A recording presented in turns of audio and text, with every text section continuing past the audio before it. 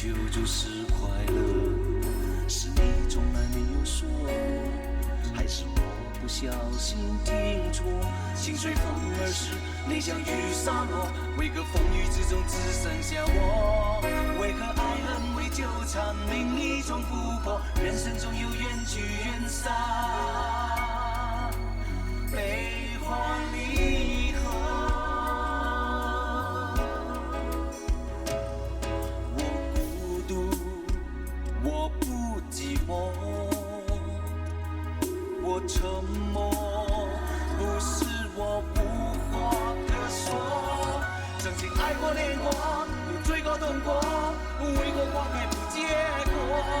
别说谁负了谁，别说谁对谁错，风雨之中依然是我，依然是我。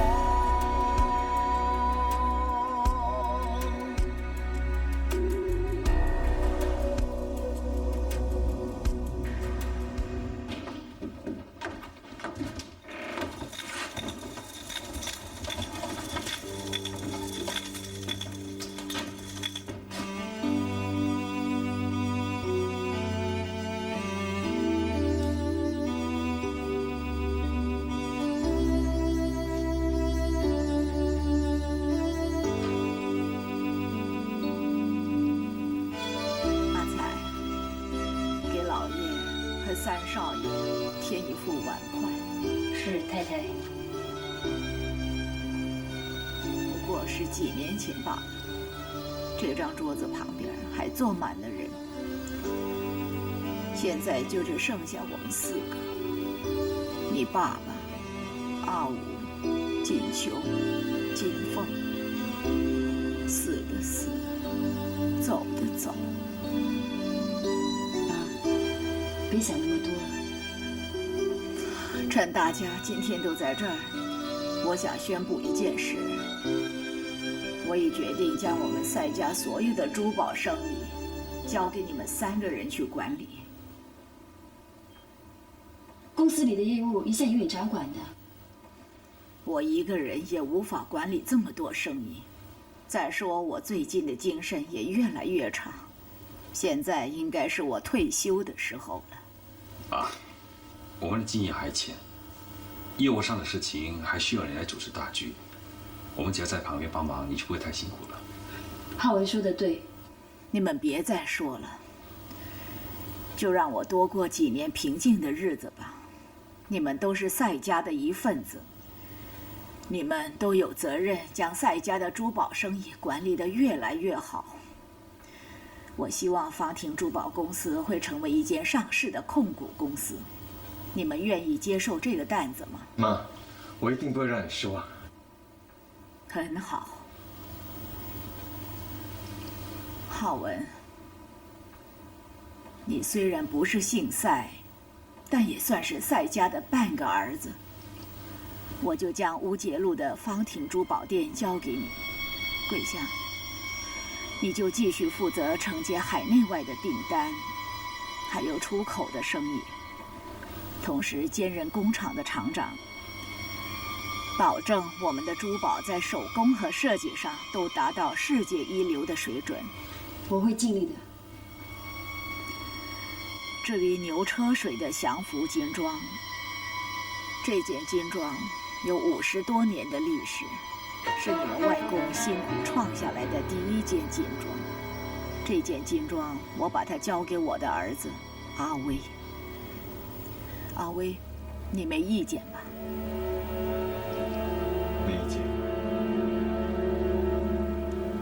既然你们大家都没有意见，那就照我刚才说的这么决定了。我希望你们都能够抛开以往的恩怨，同心协力把生意给搞好。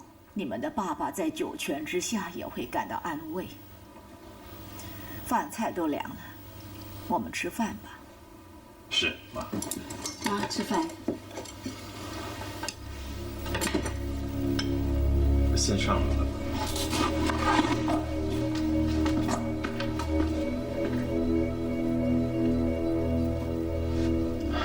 昨天我刚从美国回来，一下飞机就听到麒麟兄去世的消息。一时之间，我真的是接受不来呀。我和他交往了几十年，竟然连他最后一面也见不到，真是遗憾啊。叶律师，你在电话中说我的丈夫，请你另外替他立下了一份新的遗嘱。这是什么时候的事？我为什么不知道？哦，这是好几年前的事了。当时他心脏病发作进了医院，恐怕自己的日子不多，所以就打电话给我，叫我到医院帮他立下了这份遗嘱。这是遗嘱的副本，您过目一下。你们帮我看看你爸爸在遗嘱上写些什么。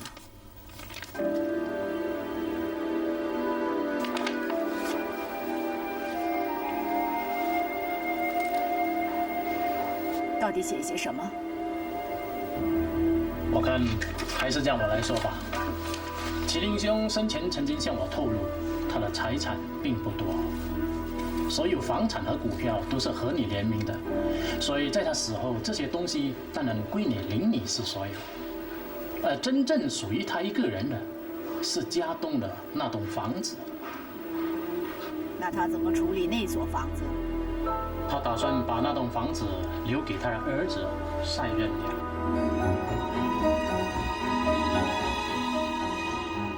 你说什么？遗嘱上清楚地写明，在他死后，房产的受益人是赛任良。不信，您自己看看。我绝不会承认这份遗嘱，我不会接受的，我一定要拿回这所房子。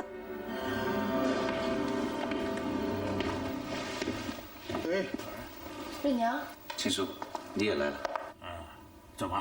看你的样子很累呀、干嘛不在楼上休息啊？啊？我刚才跟那个姓林的警官联络过，他怎么说？是叔叔的案子有眉目了。我真不明白他们是怎么样办案的，现在一点线索都没有。哦，哎，既然连警方都查不到线索，那就算了。爸爸死得不明不白，如果找不到那个时机，我不甘心的。你不甘心又有什么用呢？反正警方也没有办法。哎，难道你自己去查案呢？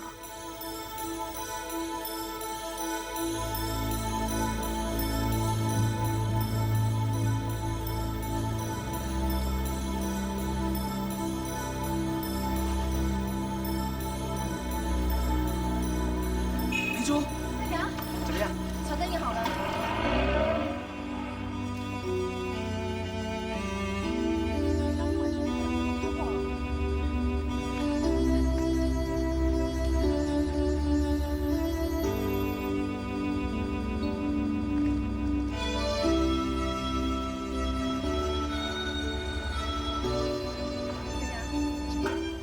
这是不需要吃一点吗？来。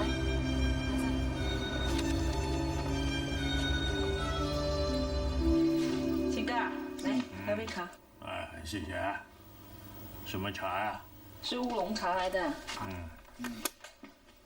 亲的收入，而不是父母两个人的收入来决定。现在给您报告本地新闻：那不是民宿吗？一名华族男子为了追查撞死他父亲的肇事司机，民宿任娘上电视，在车祸出事地点上路人突发事班。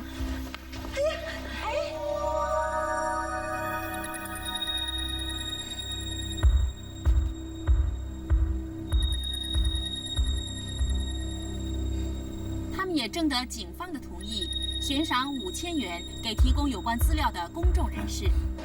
庆哥干嘛？干嘛把电视给关了？看，有什么好看的？我说你们3个最好是劝明珠啊，不要让他跟任娘在街边发神经啦。现在人都死了，还搞什么花样啊？你又不是不知道你女儿的脾气，我们劝她有用嘛？就是嘛，明珠啊，只听任娘一个人的话，其他人说什么都没用的。好了，他们的事儿你们懂得处理的，我们做父母的管不了那么担心多。明珠会吃亏呀。哎，去看看谁来了。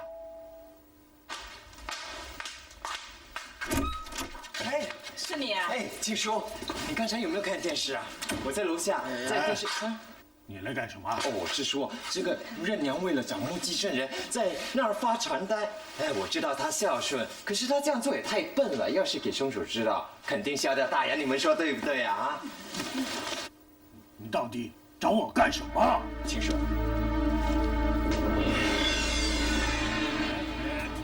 醉了，不要再喝了。我比谁都清醒，我还知道很多别人不知道的事情。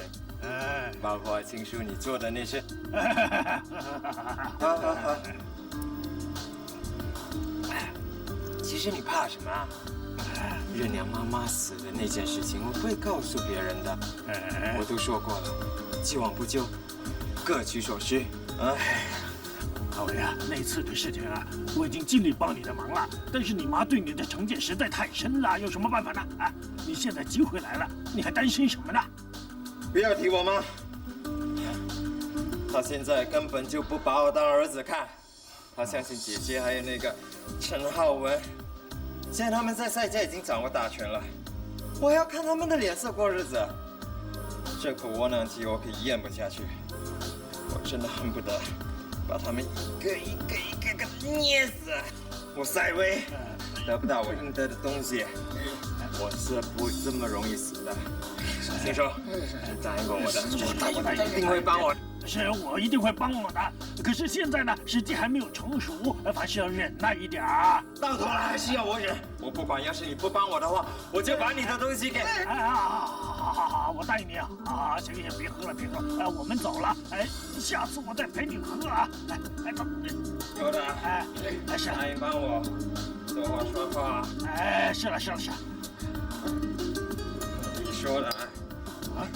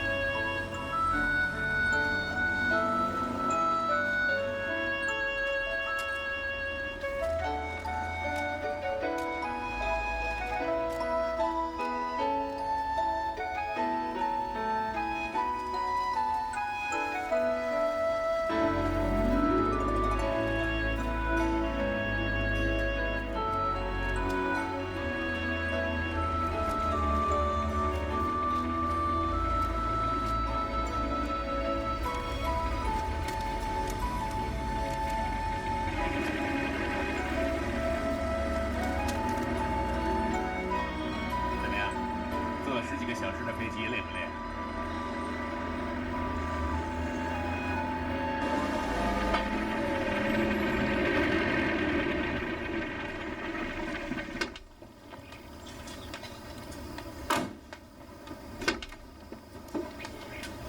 两位先生。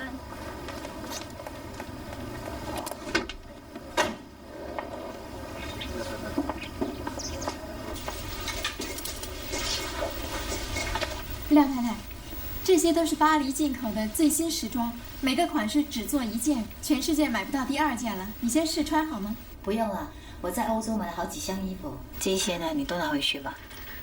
你全都不满意啊？那没关系，我打电话叫店里的人再选另一批。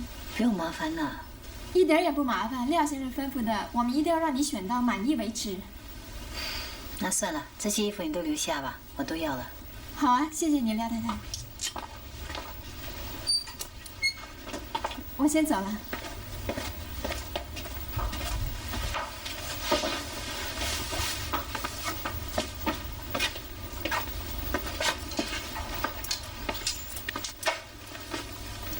怎么样？喜不喜欢这件衣服？喜欢。你买这么多衣服给我，怎么穿得完呢？1年365天，1天穿1件，怎么会穿不完呢？这样太奢侈了。我喜欢我的太太像皇后那样漂亮。你会宠坏我的。你是我的太太吗？我不爱你的话，难道爱别的女人吗？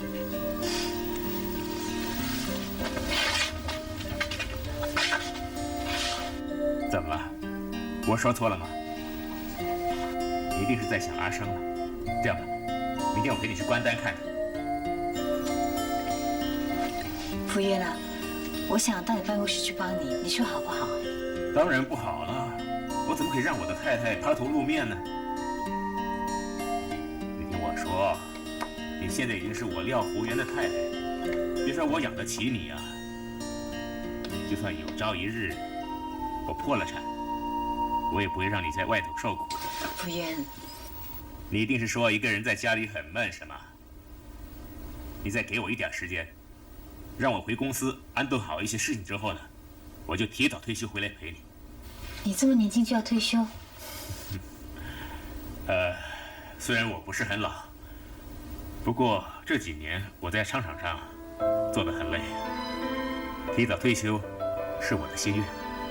那到时候我们就可以真正过着二人世界了，你说是不是？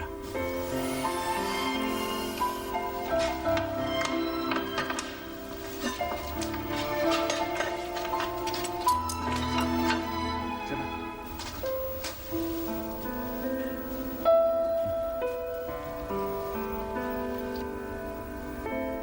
怎么不吃啊？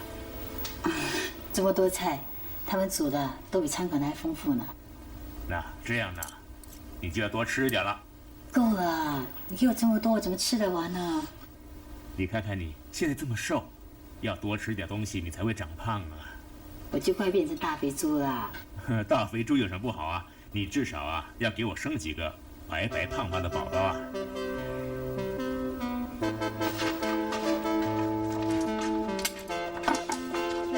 小白，其实我说的都是真的。我们廖家几代都是单传，最好呢，你是给我生下一打这么多的胖宝宝，这样这间房子啊就够热闹了。你再胡扯，我就要生气的了。好了好了，不说了，来快点吃，这些菜都凉了。我没有胃口啊。怎么？你还生我的气啊？我是跟你说着玩的。我不是生你的气，我是真的没有胃口啊。那吃不下没关系，来吃燕窝吧。我真的吃不下了。哎，什么都可以不吃，但是燕窝就不可以。燕窝很好的，补气养颜。这样吧，我弹首歌给你听，听了你就要把它吃完啊。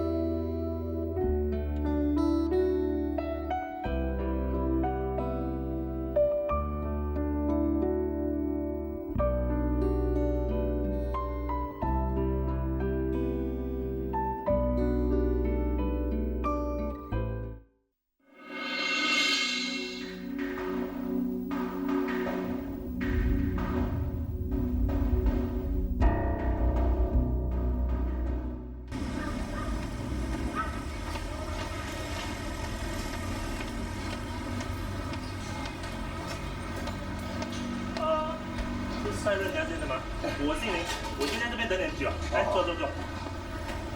你是林先生是吗？我就是早上打电话给你那个人。林先生啊，当天晚上发生车祸的时候，你真的在现场吗？是啊。那你看到什么？你可以把当时的情况告诉我。那一天晚上，我从工厂放工出来，那时候我坐夜班，那我想要去车站那边搭巴士，我就看到一个红色的跑车，好快哦，它转了一个弯，撞到我脑线的，把我脑线撞得飞了起来，摔在地上。那我现在在那边抖啊抖的，然后流着满地的水，好恐怖啊！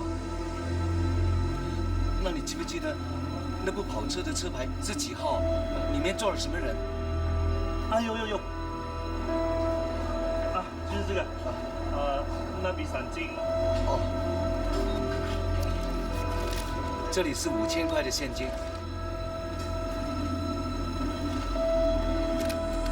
好，谢谢你啊，张先生，你慢慢看，我先走了。你不能走啊！先生啊，你不能走啊！我还要跟你到警察局去报案的。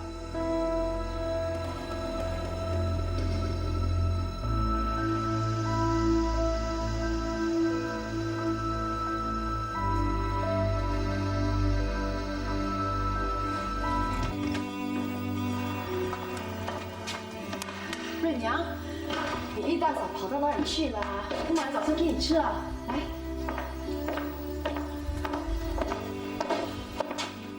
怎么了？发生什么事了？我真的不明白，那些人为什么在这个时候还要骗我？谁骗了你啊？今天一大早，有个男人打电话给我，他说他看见了车祸发生的经过。是你自己一起跑去见他，结果被骗了5000块，是不是啊？算了吧，吃了早餐再去上班，不要再纠缠下去了，没有结果的。我不想半途而废啊！难道你还要继续等电话吗？我不可以错过任何一个希望的嘛。润娘，喂，我是。哦，你有消息提供啊？哦，那我们约在什么地方见呢？好，我马上来啊。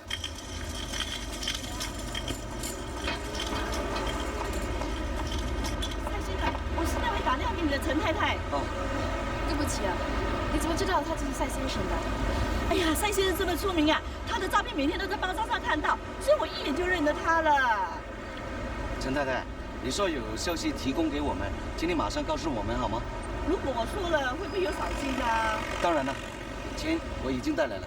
那天我是听我朋友说，那个老伯他就站在这里，那边一辆货车这么大辆，倒退的时候就把他撞倒了，撞倒之后他就赶快跑到那个方向去了。他的车牌是1235，加上的司机是40几岁。等等，你是说是你的朋友亲眼看见这件车祸的？是啊。那他为什么不亲自告诉我们呢？难道他不想争取这5000块的赏金啊？哦，他现在在国外啊，我拿了赏金我还跟他分一半呢。哎呀，我讲完了，钱呢？钱呢？在这里。哎，先别给他嘛。哎呀，你们讲过的话不算数啊！这5000块我们是会给你的，可是麻烦你跟我们到警察局一趟。怎么那么麻烦，还要去警察局？是这样的，你是本案的目击证人，当然要录口供了。到时候还麻烦你出庭作证了。走吧。哎呀，我不去了，要去你们自己去了。赏金我不要了，留着给你们买棺材了，算打没了。陈太太。娘，你还看不出他是个骗子吗？不要这么傻了好不好？人家说什么你就相信什么。这世界上中我打击的人多的是啊。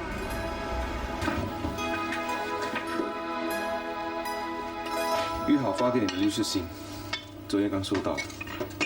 他为什么要发律师信给我？我帮你看看。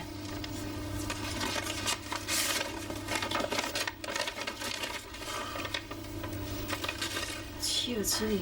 这么快就采取行动，向法庭申请叔叔的遗嘱无效。什么遗嘱？是这样的，你爸爸生前立了一份遗嘱，遗嘱上说明家东旧的受益人是你。这件事情，爸爸曾经在我面前提过。他说他对不起妈妈，也从来没有尽过做父亲的责任。他对我说，唯一可以留给我做纪念的，就是这间房子了。既然是这样子，我们更不能让明义也好，阿姨呢拿到这间房子的。大哥，你一定要帮我们找一个最好的律师，这场官司我们一定要打赢的。哎，你们3个人在这啊？哎，刚才听你们说打什么官司啊？跟谁打官司啊？约好发了张律师信给润良，要夺回家中巨文的权。哦，当然要跟他打官司啦，怕他什么啊？润良，我绝对支持你，啊！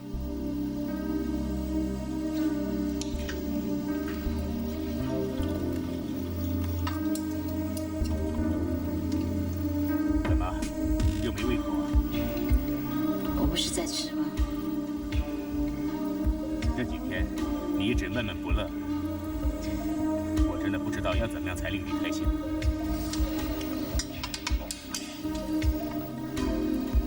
是不是觉得在家里很闷啊？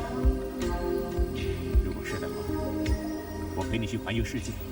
福源，我要的不是物质上的享受，而是精神上的寄托。你花这么多时间来栽培我，来训练我，使我在商场上有成绩。那段日子我真的过得很开心，过得很充实的。现在呢，结了婚之后，我反正什么事也不用做，待在家里好像个仆人家来服侍我。也许很多人呢会很羡慕过这样的日子，可是对我来讲是一种压力，我压得快喘不过气来了。我真的不想当一只好像养在笼子里面的金丝鸟，你明不明白啊？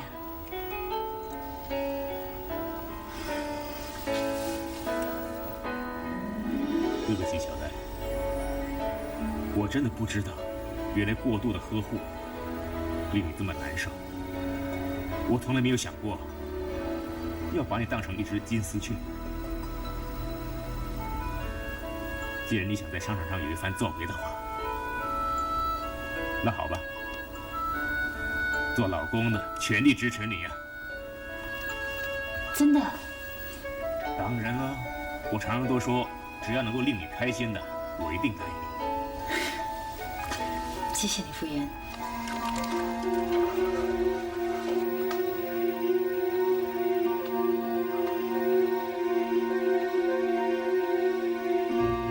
小戴，怎么这么还不睡？你呢？在书房里干什么？我睡不着。你看什么？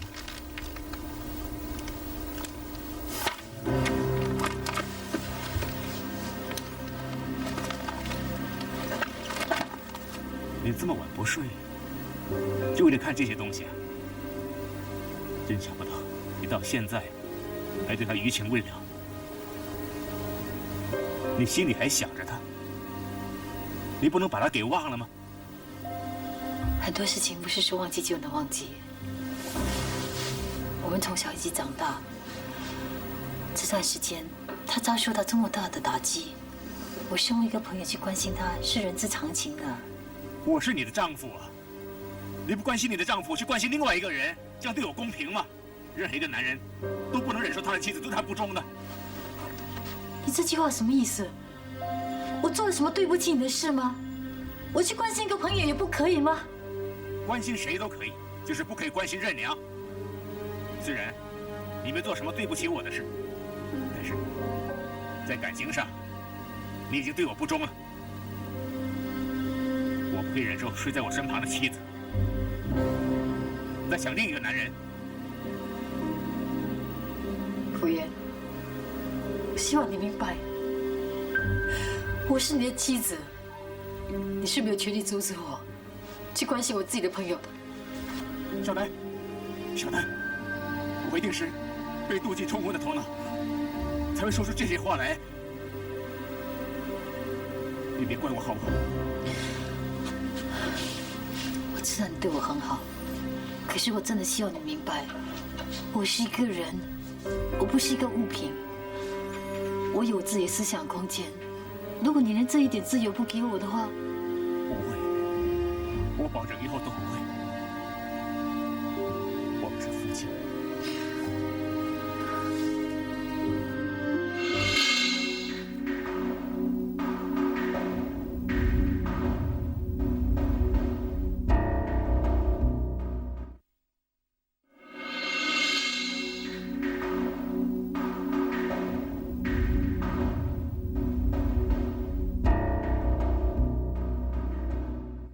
难得施主一片孝心，老衲自当为令尊做主法事，希望令尊早登极乐世界。师父，这是我小小的心意，是捐给贵师修千手观音菩萨像的，请师父笑纳。施主广结善缘，功德无量，阿弥陀佛。时间过得真快，一转眼就过了几年了。那时候你来幼稚园上课的时候，还是刚从天上下来的土包子，连 ABC 都不会念了。想不到现在已经成大老板，而且还捐了10万块钱给学校扩充校舍，真是太谢谢你了。梁老师哪里话呢？其实我真的很怀念在那时候跟小朋友一块念书的日子，大家一块学英文、玩游戏，真的很开心。小朋友们，这是任良哥哥，他捐了10万块钱给我们扩充校舍，以后啊，你们就有更好的地方上课，还有更好的地方游玩。好，现在唱首歌给任良哥哥听好吗？好。来，1、2、3。你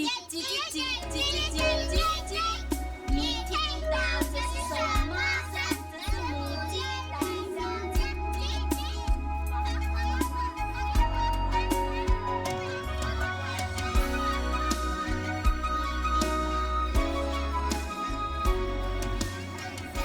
任娘，王总可以收你那么多钱呢？对呀，10万块那么多，我们是不能够接受的。哎，别傻了，你们记得吗？上次我工地需要工人的时候，你们通通都过来帮我的忙。如果没有你们呢，我的工程怎么会如期完成呢？可是没有你们呢，我根本就没有今天。现在你们需要钱去搞承包的生意，我能力能够做到，我一定帮你们的忙。可是，哎，不要婆婆妈妈了好不好？大家都是好兄弟来的嘛，用心干哦，一定可以成功。那我就代表兄弟多谢你了。如果万一需要什么帮忙的话，尽量找我们好了。一定找我们。一定。好，做工去。好，再见了。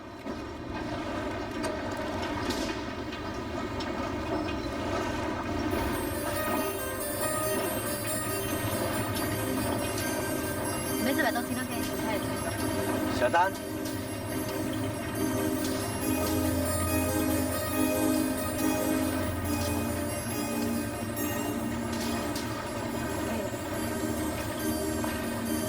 最近好吗？你还是在廖先生的公司里面帮忙？不是啊，现在呢，我自己成立了一支船务公司，我是希望靠我自己呢，重推翻成绩来。你一定行的。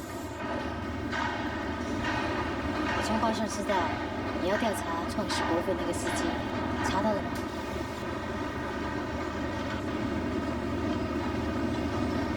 哎，对了。快跟明珠结婚了？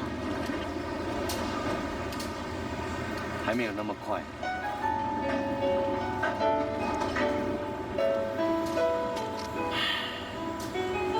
我觉得人的命运真的很奇怪。是啊，世间的事情往往都是难以预测。对不起啊，我先约我吃饭。先走了，再见。你不经意的住进我心里，使我今生再也不能脱离。好多年前，你默默为我哭泣，叫我来世也亏欠你。任娘啊，你整天跑到哪里去了？电话也不打一个回来。我妈还以为你失踪了呢。对不起，我出去办点私事，让你们担心。这不是担心不担心的，我有件重要的事情要问你啊！今天早上你向银行提了50万，干嘛拿那么多钱？拿去干什么用啊？爸，钱是润娘的，她爱怎么用就让她怎么用好了。怎么用？你有份的！银行户口你们2个联名的吗？他拿那么多钱去啊，也不说一声。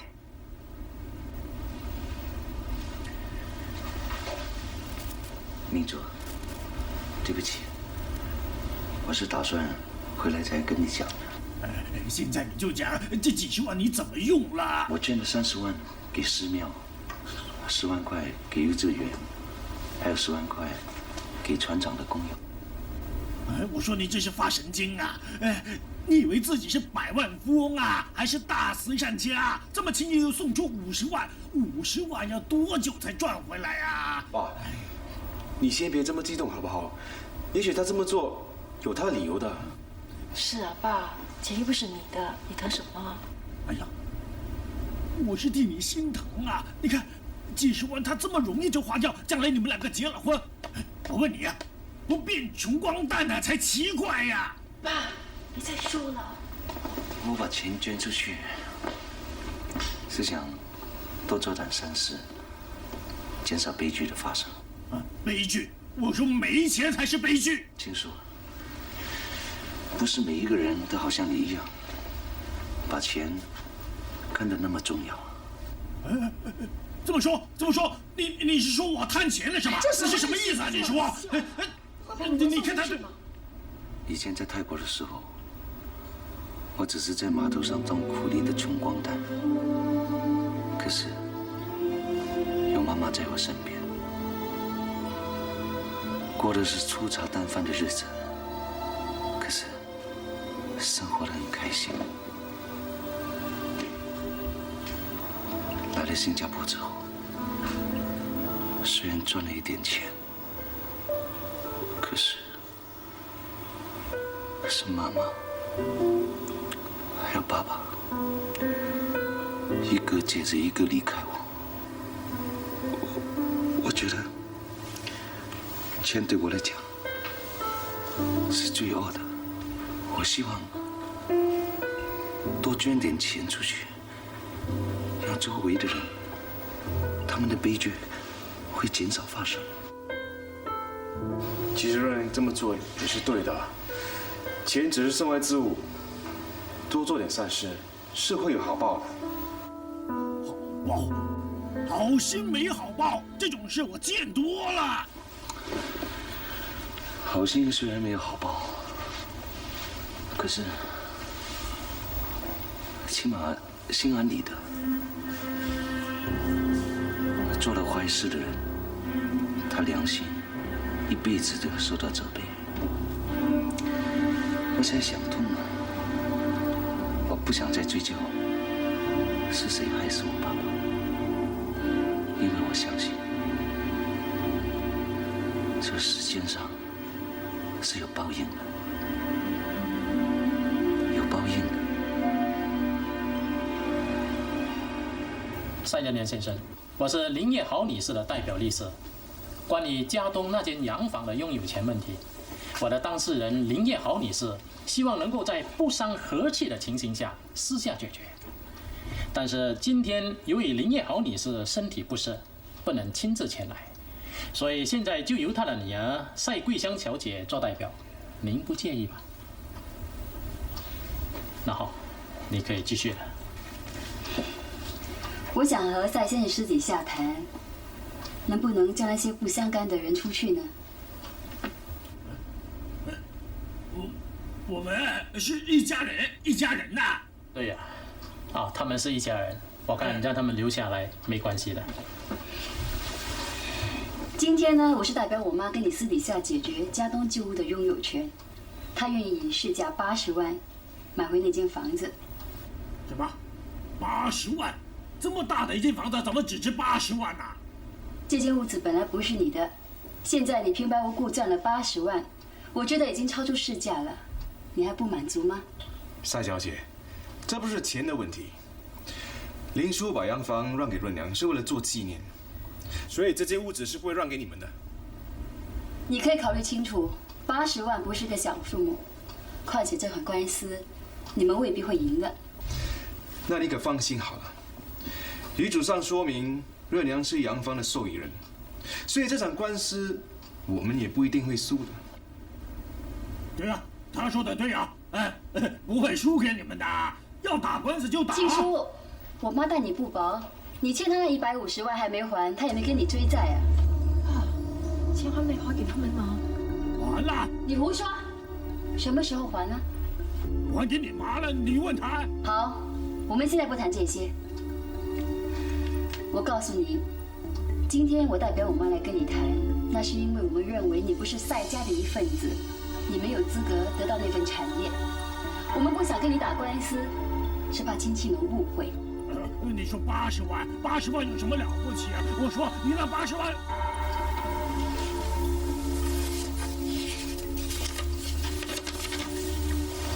这一张是160万的支票，我要用这笔钱把那座房子买下来。钱对我来讲并不重要，我要拥有这间房子，并不是因为它是爸爸留给我的遗产，而是最重要的，因为我是姓赛。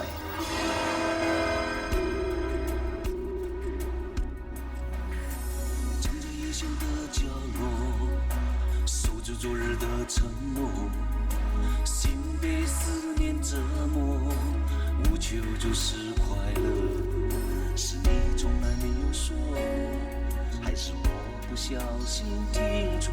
心随风而逝，内向雨洒落，为何风雨之中只剩下我？为何爱恨为纠缠，另一种琥珀？人生中有缘聚缘散，悲欢离合。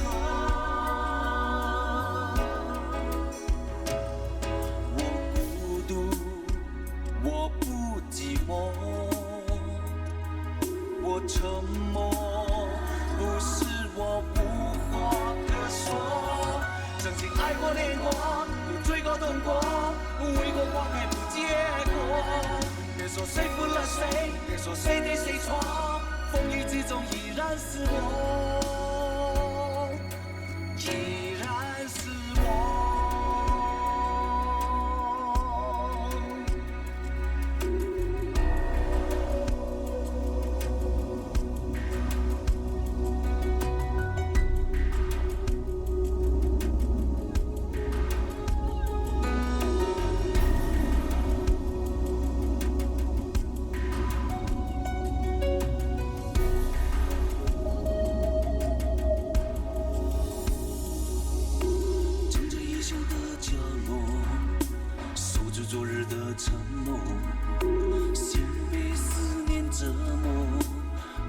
就是快乐，是你从来没有说过，还是我不小心听错？心随风而逝，内向雨洒落，为何风雨之中只剩下我？为何爱恨为纠缠，另一种琥珀？人生中有缘聚缘散，悲欢离